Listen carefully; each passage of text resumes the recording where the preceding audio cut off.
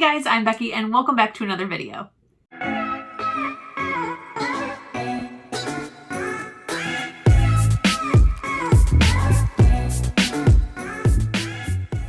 Today I am doing my 2021 reading goal results, so how I did last year with my reading goals.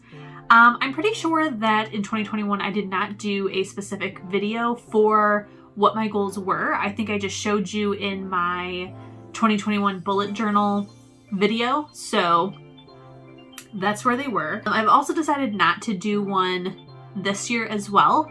It is, again, in the bullet journal video. My goals for the most part I feel are kind of boring and they are kind of the same each year. Like, I like doing the same goal. There's not a whole lot of goals I have for my reading because I really like to read for enjoyment. So what's the point? But I know that a lot of people like seeing how people did on their goals. I know I personally like watching those videos. So here we are doing a video where I talk about how I did. So my first goal of 2021 was to read 100 books. This is like I don't think I'm ever gonna make it any higher or possibly any lower unless I really start to not hit this goal, but so far so good. So I did complete this goal in 2021. I ended up reading 115 books actually, which is less than I read the year before, but I'm still good with that. My next goal was to read more books from my shelves, the books that I already own, especially physically. I did read some books from my shelf, not significantly. So at the start of 2021, I had 170 books on my unread shelves. I think I still pretty much have that, if not more at this point. But I ended up reading 27 books. So that's not awful. That's pretty good. Until you look at the percentage. That is 16% of my unread, which again, it's not awful. One is better than none, but we got a lot of work ahead of us. My next goal was to catch up on my considered for review. So these are books not from like NetGalley, Edelweiss. These are books that authors have emailed me, sought me out. Like, there is an email chain that we can follow of how I receive these books. And I had 27 at the beginning of the year. I read 4. Not good. Not good. That's 15%.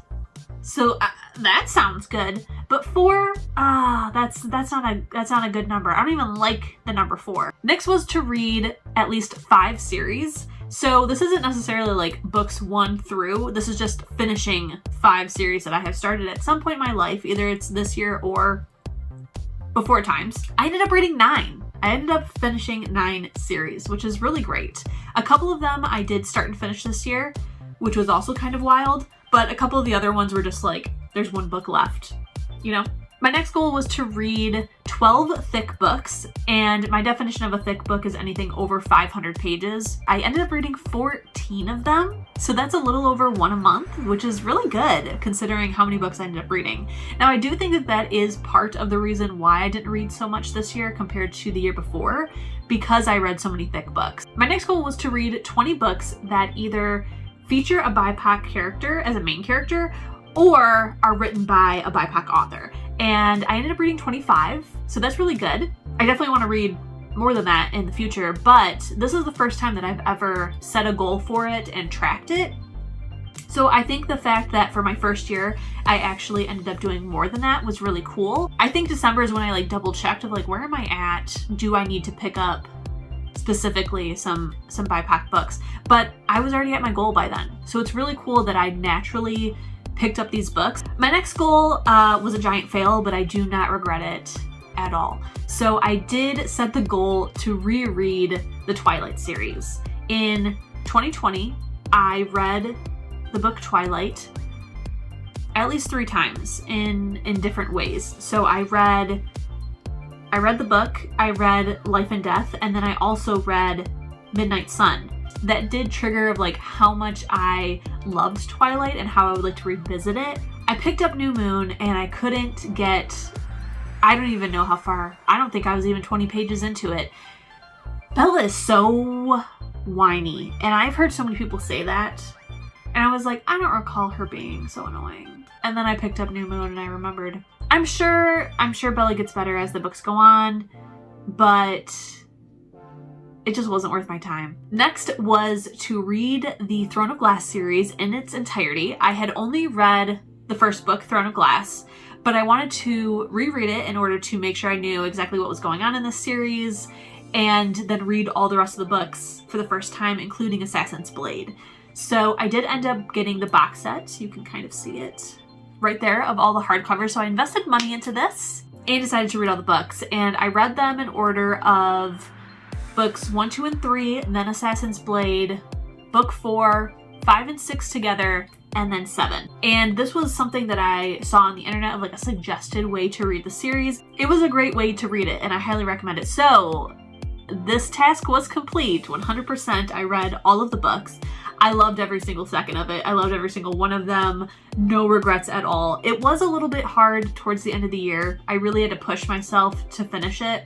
I'm a planner. I love making a TBR, but I'm also a mood reader. I don't like feeling pressure that I have to read a book. That's why I have so many ARCs and considered for review books. So the fact that I was like having to read these books towards the end of the year, it got a little bit harder, but I did it and I don't regret it because I had a fantastic freaking time. My next goal, by the way, I'm looking at my computer, it's over here.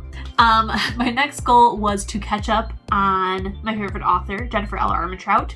She writes a lot very quickly, and I am behind desperately. There are 26 titles on this list of backlog books. Since another book hasn't come out, it's still 26 technically, but I did read some, so it's not 26. I ended up reading 9 books, which is 35%. Not bad. Not bad. I do kind of like that number. It'd be great if it was like 50% or higher, but that's okay. So I read 9 of the books. They all got 5-star. No surprise there, except for one, and that was Obsession. This is a novella from the Lux series that is from an Aram point of view. If you've read the Lux series, you know what an Aram is. I'm not going to explain it, but Jennifer Armentrout has always been YA. Then she started doing some contemporary new adult / adult books, and then now she does like adult fantasy at this point, which is, God, fantastic. But this was like her first paranormal fantasy adult, and it just felt like, wow, this is her first try into this. It was pretty graphic. There were some consent issues, honestly, at least questionable consent issues, not like straight up consent issues, but just questionable consent issues. And it was just a lot, and it was very not what I'm used to in terms of like what she has written in this genre now and what she has written before. Like this book, you can tell like she was trying some stuff out. It was an experiment. And then my very last goal, which I'm pretty positive I still also have this year, is to read at least 3,000 pages a month. And last year in 2020, I set the goal to 3,500, and there were a couple months I didn't make it. So this year I set it to 3,000 and still didn't fully make it. Didn't do it every single month. So I did it for 9 out of 12 months. So 75%, we like that number. And I will say that some of the months it was like just over 3,000, but other months I read like 4,000 or, you know, whatever. So the average, if you average out, if I take all of my page counts and divide them by 12, I read on average over 3,000 pages a month. However, not in every single given month. I was doing really, really good until July and August. There were only 3 months that I didn't do it. So July and August, I didn't hit it. I don't even think I was close in those months, but that was because we had a sewage pipe burst in our home and it was extremely stressful. The complex that we live in was not really great with the entire situation. Things are still not done, and it is now almost February of 2022. So I had people in and out of my home. We had all of that. On top of that, we had no stove, and it was just a very stressful time. So reading did not happen. And then the other month that it didn't happen was October, which is, again, no surprise of why it didn't happen this month. First, in September, I did the Magical Readathon, and I read a ridiculous amount. So I was very burnt out at the beginning of October. Then Pepe had some medical issues, and I was extremely depressed. And then the Book Bite-a-thon, I finally started to get out of my reading slump. So honestly, not bad, because the months that I didn't do it, I have very good reasons of why I wasn't reading. I mean, you don't need a good or bad reason to not read. But in my mind, it's like, I like to keep track of these things to kind of see if my enjoyment is going down. Like if I'm not reading, and reading has always been like the love of my life, if I'm not reading, there's got to be a good reason. So is it I'm not reading the right kinds of books? Am I forcing myself to do too much? Is it, BookTube? Am I not reading because I don't want to make videos? Is it, something personally is going on? So I kind of like to see when and why I'm not reading, just to make sure like it's my way of checking in. So yes, those are my 2021 reading goals. Overall, not bad.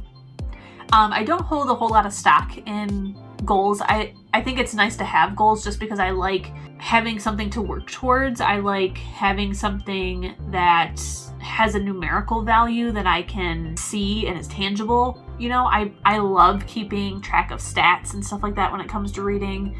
So I like setting them, but at the same time, if they don't happen, nothing's gonna happen. So I hope that you guys enjoyed this video. Let me know how your 2021 reading year went. Was it good? Was it bad? Did you learn some things about yourself? Is there a new genre that you learned about, or learned that you loved, or learned that you hate? But don't forget, if you did enjoy this, please give it a thumbs up. Keep reading, stay safe, and I'll see you in my next one. Bye!